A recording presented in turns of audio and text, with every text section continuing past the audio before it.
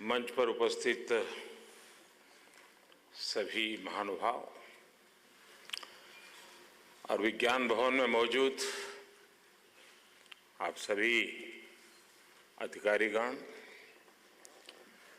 देश के सुदूर कोनों में अनवरत देश सेवा में जुटे सिविल सेवा के अन्य अधिकारीगण, देवी और सज्जनों, आप सभी को सिविल सेवा दिवस की बहुत बहुत बधाई है, बहुत बहुत शुभकामनाएं हैं। एक बार फिर मुझे आप सभी के साथ बातचीत करने का अवसर मिला है। आज का ये अवसर कई प्रकार से महत्व का है, एप्रिसिएशन है, इवैल्यूएशन है और सबसे बड़ी महत्व की बात है इंट्रोस्पेक्शन भी है। आज ये भी सोचने का दिन है कि बीते समय में जो संकल्प लिए गए, जो दिशा तय हुई, उस तरफ हम कितना आगे बढ़े, कितना सफल रहे, देश के सामान्य मानव की जिंदगी में हम कितना बदलाव ला पाए। साथियों, व्यक्ति हो या फिर व्यवस्था कितना भी सक्षम, कितना भी प्रभावी क्यों ना हो, बेहतर काम के लिए निरंतर मोटिवेशन की आवश्यकता रहती है। एक प्रयास पुरस्कारों के माध्यम से किया जाता है, प्राइम मिनिस्टर्स अवार्ड, इसी कड़ी में एक कोशिश है। आज कई अधिकारियों को अपने क्षेत्रों में अच्छे काम के लिए प्राइम मिनिस्टर्स अवार्ड दिए गए। जिनको ये सम्मान मिला उन सबको मैं बहुत बहुत बधाई देता हूं।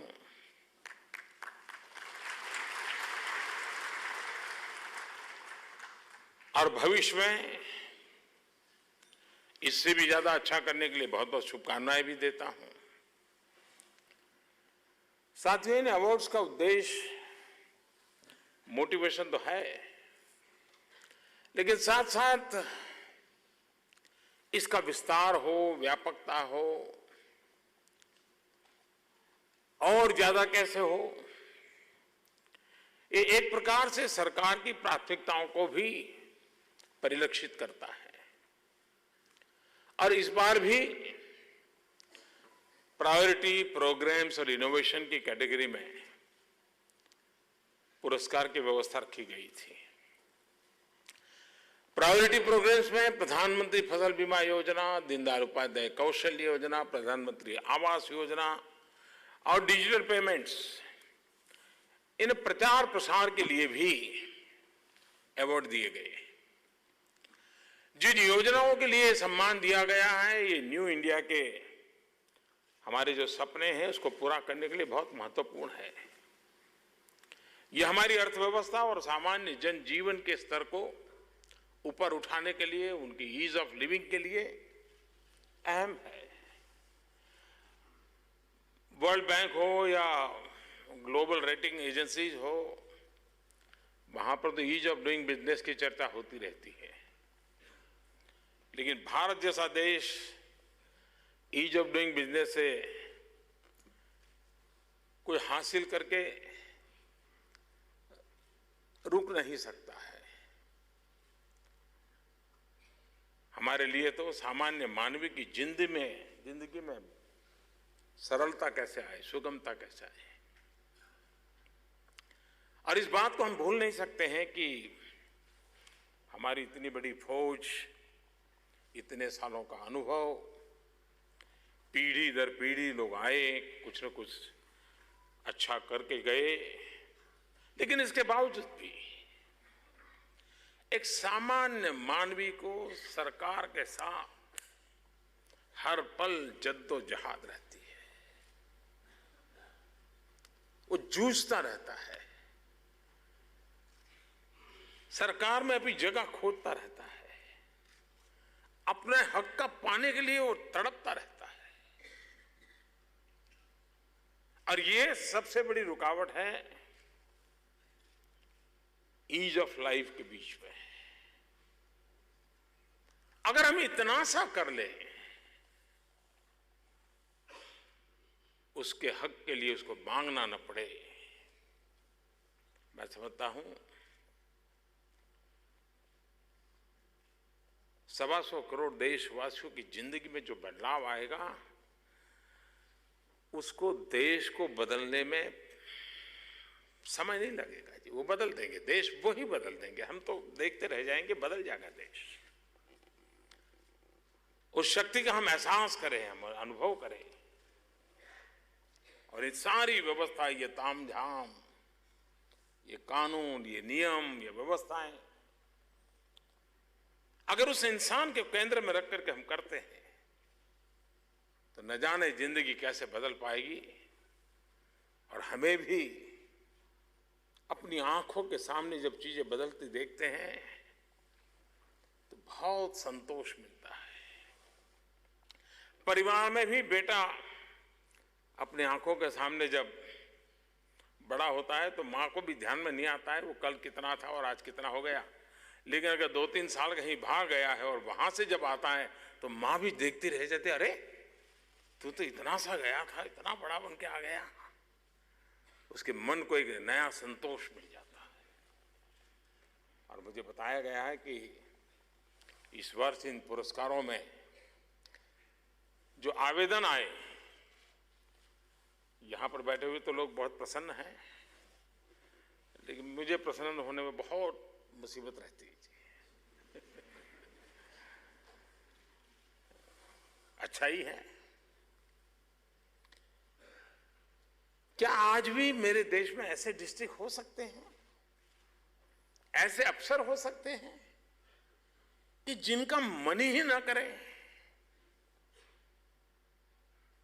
कि मैं भी स्पर्धा में शरीक हो जाऊं, मैं भी कोशिश करूं। मैं समझता हूं जो आए हैं उनका स्वागत है, लेकिन जो नहीं आए हैं उनके लिए मुझे चिंता सता रही है। इसका मतलब हुआ कि उनकी जिंदगी में ठहराव आ गया है, भीतर की ऊर्जा समाप्त हो चुकी है और ये जिंदगी नहीं हो सकती।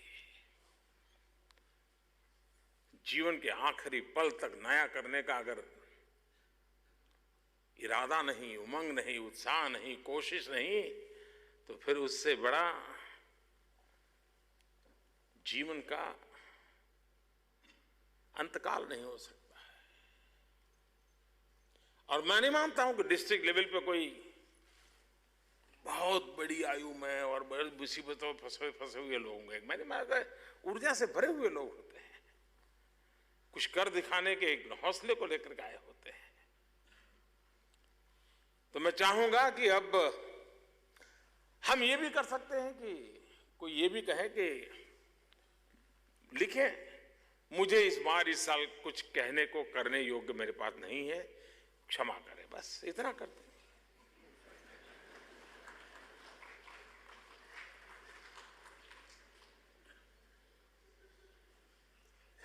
कभी तो इसको पता ही नहीं होता है कि वो स्पर्धा से हट चुका है।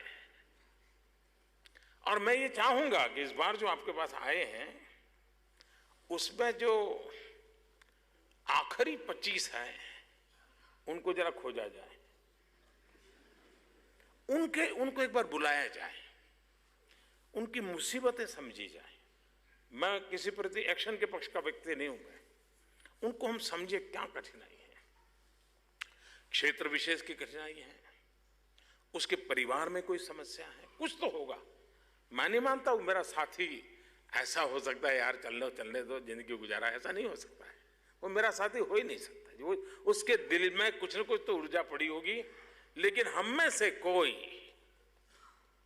फिर से एक बार जो उस पर राख जम गई है, उसमें फिर से एक बार चेतन बंद करने का प्रयास करें। आप देखिए वो 25 जो इस बार पीछे हैं, मैं विश्वास से कहता हूं अगर उनको मौका मिलेगा तो शायद पहले 25 में वही हो गए अगली बार।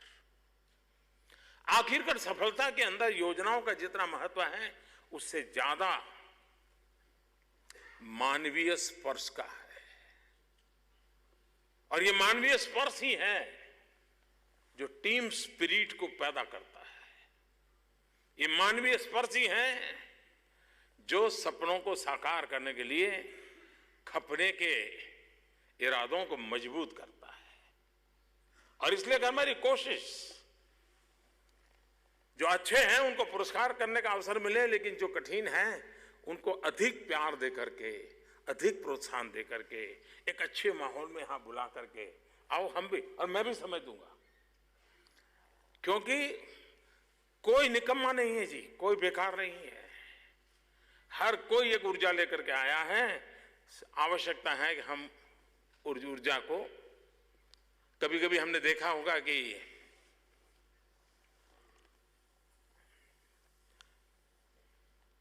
घर में एकांत बिजली का बल्ब चलता नहीं है तो सीधा सीधा सोच यही होता कि नहीं ये तो फ्यूज हो गया है, ये लट्टू बेकार है।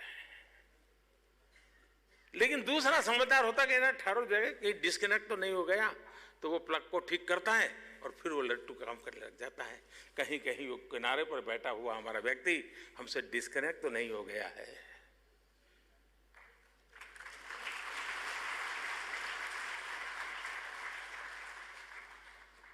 और एक बार आप देख लीजिए, थोड़ा सा कनेक्ट कर लीजिए, फिर वो बिजली की तरह चमकने लग जाएगा और वो भी रोशनी देना शुरू कर देगा जो औरों की जिंदगी को बदलने के लिए काबिल होती है।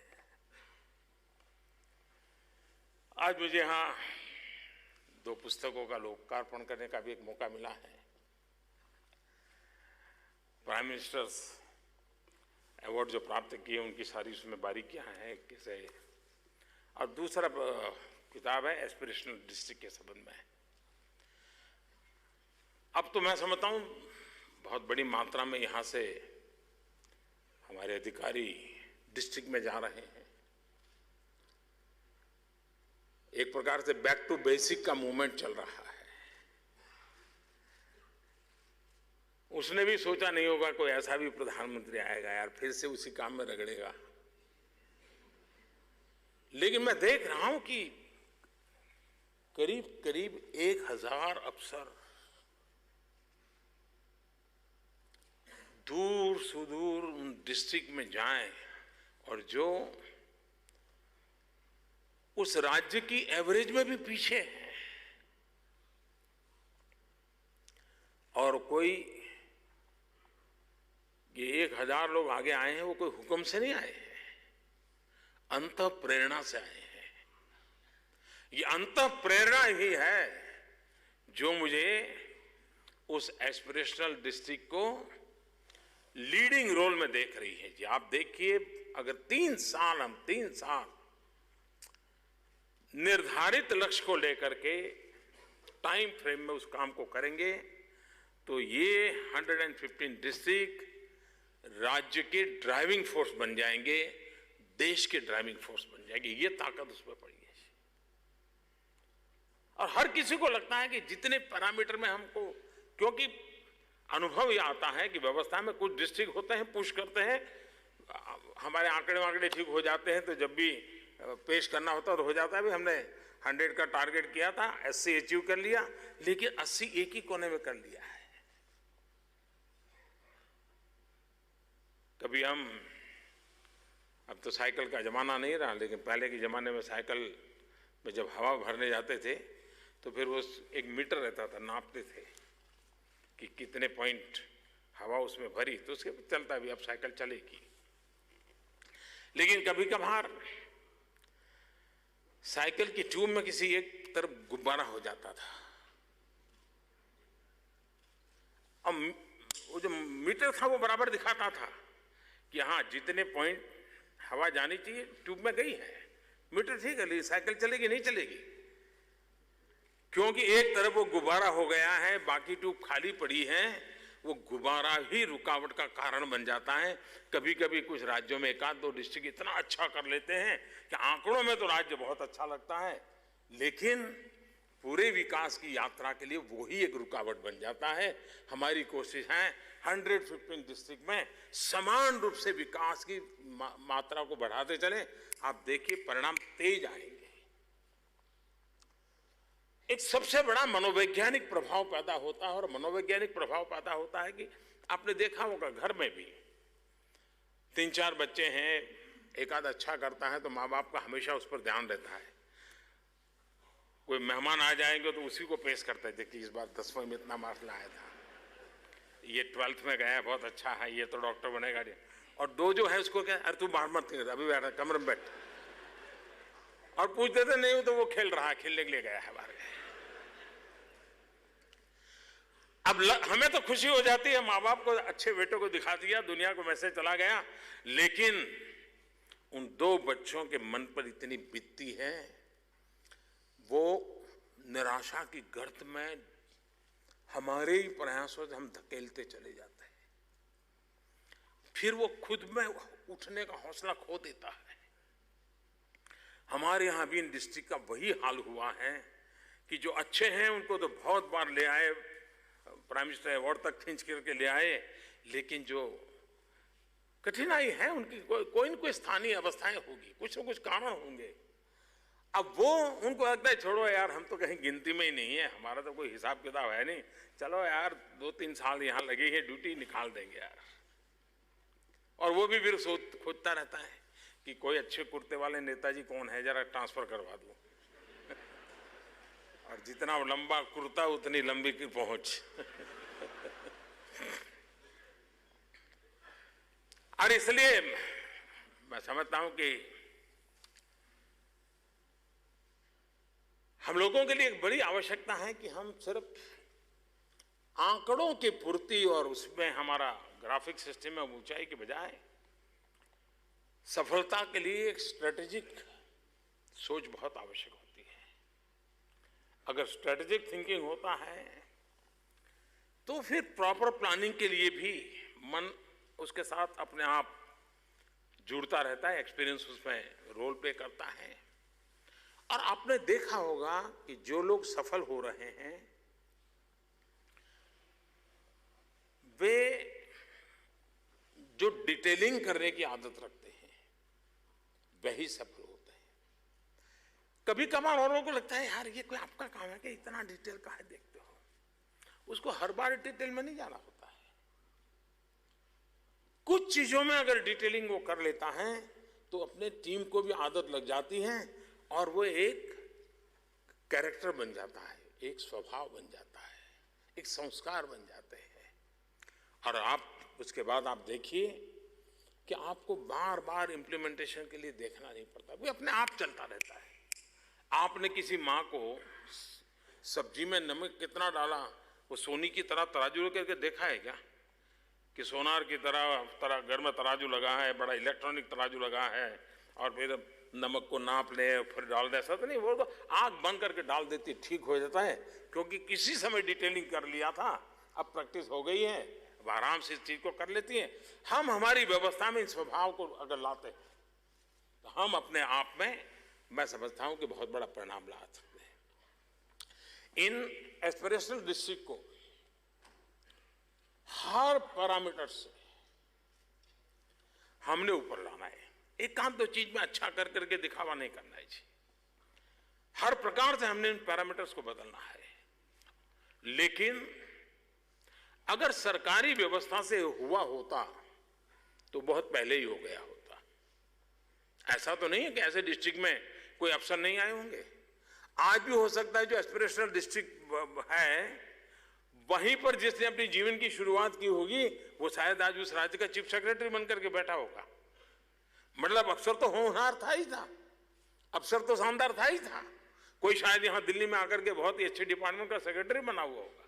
हो सकता है कोई ऐसा भी अवसर होगा कि जिसकी चारों तरफ वाहवाही सुनने को मिलती होगी और वो वहीं से आया होगा, जो आज कहीं पिछड़े हुए एक डिस्ट्रिक्ट में जिंदगी के महत्वपूर्ण 25, 27, 30 साल की उम्र में 3 साल वहां बिता के आया होगा। इसका मतलब ये हुआ कि वहां कुछ योग्यता का यह अभाव होगा, ऐसा नहीं होगा, सब कुछ होगा।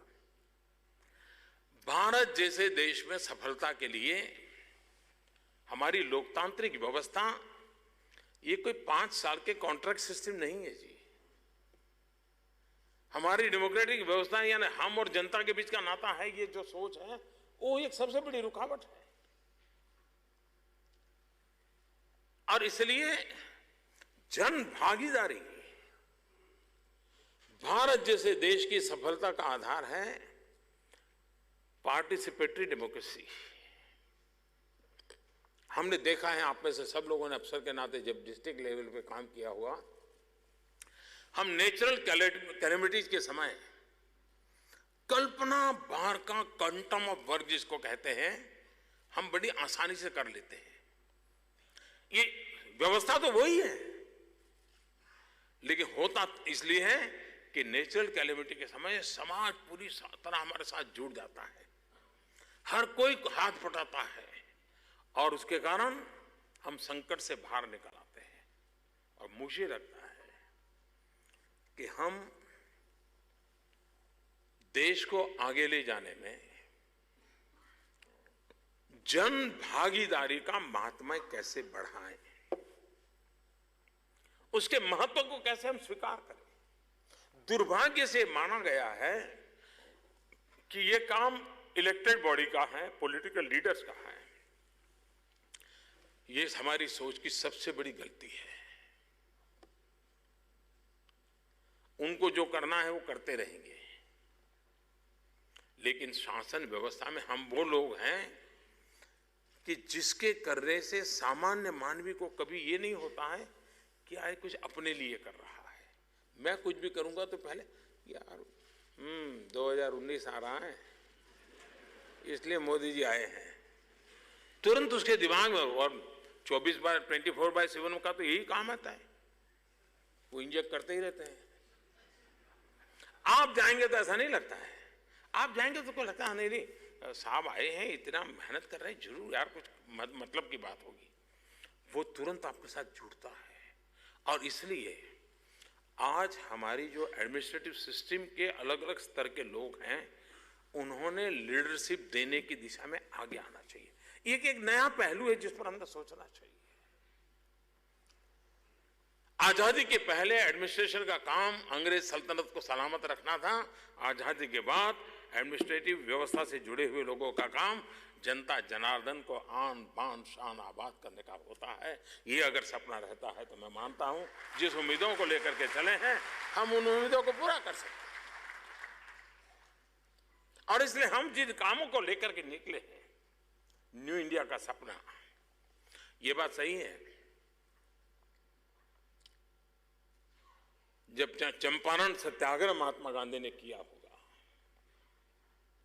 जब आजादी के लिए बिगुल बजाया होगा, तो कोई दूसरे दिन सुबह आजादी मिल जाने वाली ऐसा थोड़ा होगा। लेकिन चूंकि दूसरे दिन आजादी नहीं मिलने वाली है, इसलिए गांधी जी को अपने मुंह पे ताला लगा के बैठा कि यार आजादी मत बोलो, अभी मिलने वाली नहीं है, लोग निराश हो जाए। जी नहीं, समाज के सामान्य मानवी के हृदय में आशा, आकांक्षा, अरमान, सपना, उम्मीदें,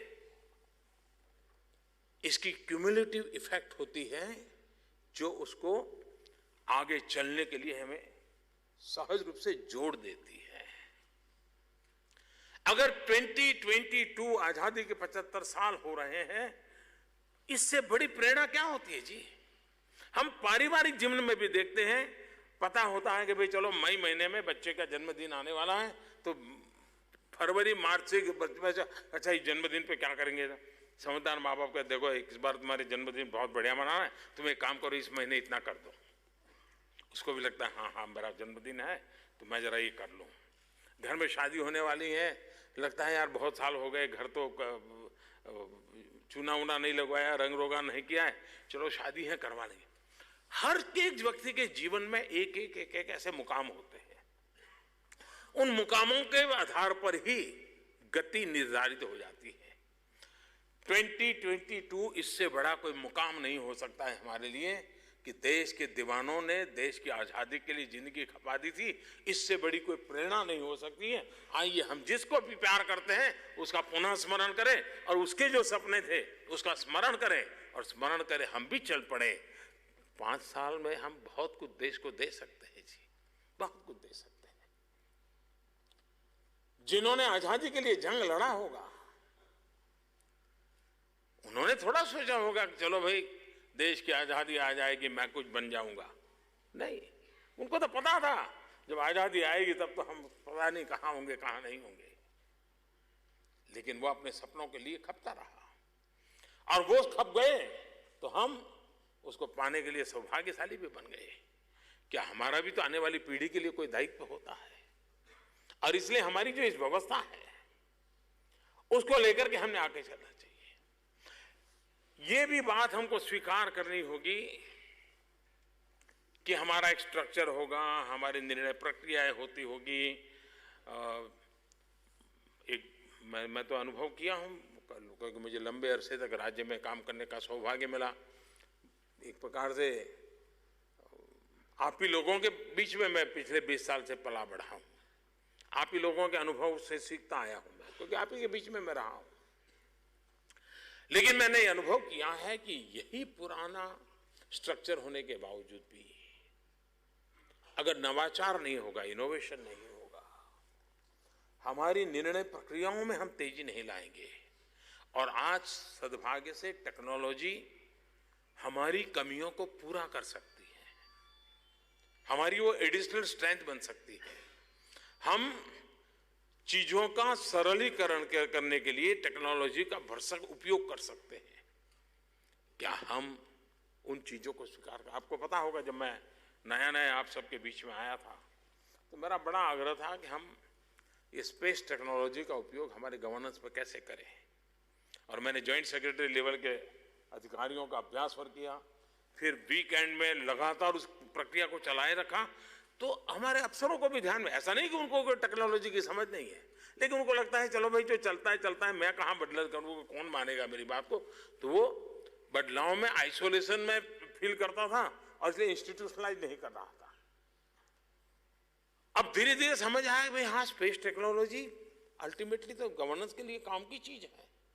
जिसने भी दिमाग खपाया, एक आध नौजवान को अपने साथ रख लिया, उसको कह दिया जरा तुम माइंड अप्लाई करो, प्लानिंग की डिटेलिंग के अंदर उसको स्पेस टेक्नोलॉजी कितना बड़ा रोल प्ले कर रही है। ये सारी व्यवस्थाएं जो आज से 20-25 साल पहले जो अफसर थे उनके भाग्य में नहीं थी, हम लोगों के भाग्य में है। क्या हम उपलब्ध जितनी भी प्रकार की टेक्नोलॉजी है, ये हमारी स्वयं की कैपेसिटी बिल्डिंग के लिए, हमारे अपने सामर्थ्य के एक्सपांशन के लिए, हमारी रीच को और अधिक बढ़ाने के लिए क्या हम इसका उपयोग कर सकते हैं? क्या अगर उन चीजों को हम करते हैं तो मुझे विश्वास है कि हम इच्छित परिणाम को प्राप्त कर सकते हैं। और इसलिए समय की मांग है। जिस समय हम नारे सुन रहे थे 21वीं सदी आ रही है, 21वीं सदी आ रही है, आपको भी अभी तो समय शायद जूनियर अफसर रहे होंगे, राज्यों में काम करते होंगे। और उस समय एक बड़ा इंटरेस्टिंग कार्टून भी बड़ा फेमस हुआ था। एक सज्जन रेलवे प्लेटफॉर्म पर खड़े थे और दूर से ट्रेन आ रही थी, तो किसी ने उनको पकड़ा, अरे भाई तेरे को दौड़ने की जरूरत नहीं, वो तो आने ही वाली है। यानी 21वीं सदी आने ही वाली, तुझे सामने से भागने की जरूरत नहीं है। 21वीं सदी के 2 दशक पूर्ण होने पर आए। क्या हमने 21वीं सदी के अनुकूल हमारी निर्णय प्रक्रियाओं को, हमारी व्यवस्थाओं को हमने बदलाव करने की कोशिश की है क्या? आज आपके सामने बड़े विस्तार से आर्टिफिशियल इंटेलिजेंस की बात की गई। अब बाइंड लार्ज लोगों को आर्टिफिशियल इंटेलिजेंस, ड्राइवरलेस कार तक ही गाड़ी अटक जाती उनकी। दुनिया बहुत बदल चुकी है। हम उन चीजों से हो सकता है हम कर नहीं पाएंगे, लेकिन ये भी एक शास्त्र है जो हमारे काम आ सकता है। उसके लिए एक्सपर्ट हम हायर करेंगे, रखेंगे, लेकिन हम व्यवस्थाओं की ओर अगर खुला मन नहीं रखेंगे तो क्या होंगे। और आज दुनिया में सबसे बड़ी चुनौती विकास के सामने सपनों को पूरा करने के लिए हम बदलती हुई टेक्नोलॉजी के साथ अगर कोप अप नहीं कर पाएंगे तो शायद हम बहुत पीछे रह जाएंगे।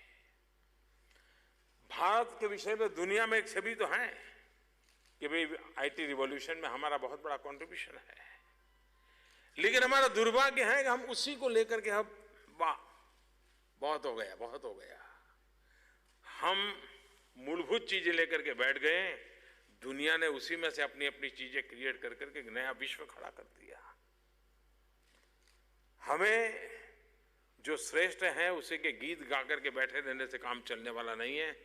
हर पल, शायद 200 साल में टेक्नोलॉजी ने मानव जात पर जितना प्रभाव पैदा नहीं किया होगा उतना टेक्नोलॉजी ने गत 40 साल में प्रभाव पैदा किया है। और मैं मानता हूं कि सामान्य मानवीय के जीवन में, गवर्नेंस की जिंदगी में ये बहुत बड़ा रोल प्ले करने वाला है।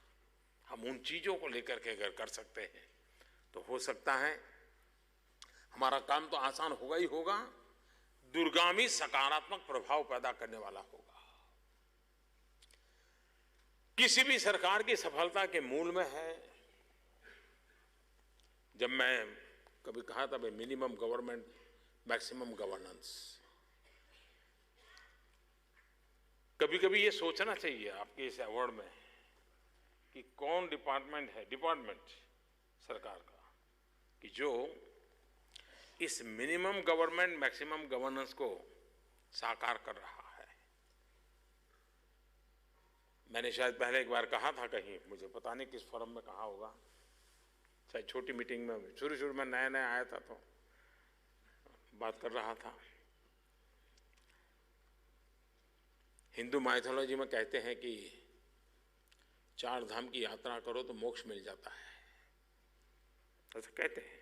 पता नहीं कहाँ है कहाँ नहीं, मुझे तो मालूम नहीं है। लेकिन सरकार में 32 यात्रा के बाद भी फाइल का मोक्ष नहीं होता है।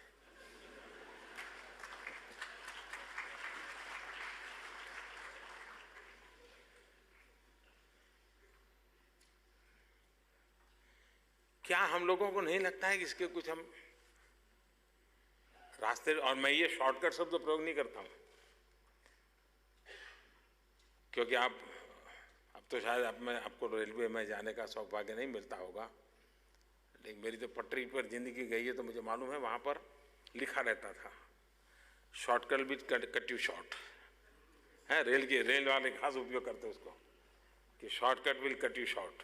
अगर कोई पटरी क्रॉस करके जाने की जगह है तो वहां लिखा रहता है, और इसलिए मैं आपको शॉर्टकट नहीं कह रहा हूं। लेकिन क्या हमें नहीं लगता है कि इतनी सारी चीजें, ये चीज यहां से जा करके ही आएगी साहब, ये फाड़फूट कहां तक हम चलाते रहेंगे जी। हर फाइल को, हर एक को थप्पा मारना ही चाहिए, जरूरी है क्या? क्या हम इन प्रक्रियाओं को सरल कर सकते हैं? क्या उस पर जिसने अच्छे से काम किया और फुल प्रूफ बन सकता है? ऐसा नहीं प्रक्रियाएं सरल हो गई तो फुल प्रूफ नहीं होता है, लेकिन हमारी आदत छूटती नहीं है, हम आदत बदलते नहीं है।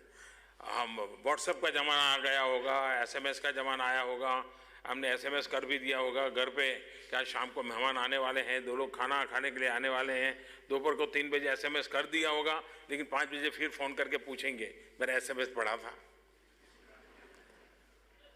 तो हम व्यवस्थाओं पर भरोसा नहीं कर रहे और इसलिए हम अतिरिक्त हमारी शक्ति खपा रहे हैं। ये सिविल सर्विस डे इस इंट्रोस्पेक्शन के लिए होना चाहिए कि दुनिया की तुलना में हम उसी दिशा में चल रहे हैं कि डेविएटेड है। दुनिया की तुलना में हम गति में बहुत पीछे हैं क्या? जो काम वो 2030 में कर लेंगे, क्या हमको उस पर सोचते सोचते ही 2070 आ जाएगा क्या? आप कल्पना कर सकते हैं जो हाल वो एस्पिरेशनल डिस्ट्रिक्ट का है, कहीं ऐसा तो ना हो हमारे ही रहते हुए हम दुनिया की नजरों में अपने आप को वहां ला करके खड़ा करते हैं।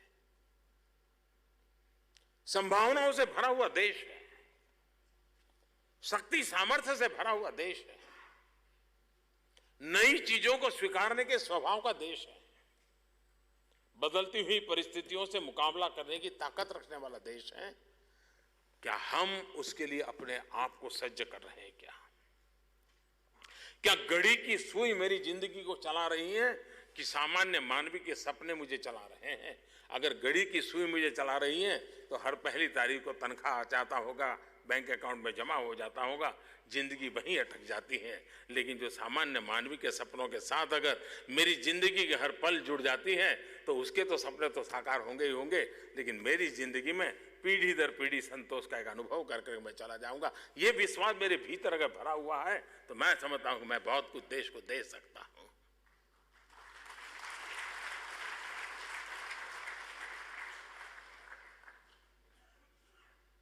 और इसलिए मैं आपसे आग्रह करता हूं, आप में से किसी के पास 2 साल होंगे, 1 साल होगा, 6 महीने होंगे, 5 साल होंगे, 10 साल होंगे, और दूर दूर जो टेक्नोलॉजी के माध्यम से मुझे नई पीढ़ी के मेरे नौजवान साथी सुन रहे हैं, और मैं आपको विश्वास दिलाता हूं जी, मैं आपका एक साथी तो हूं।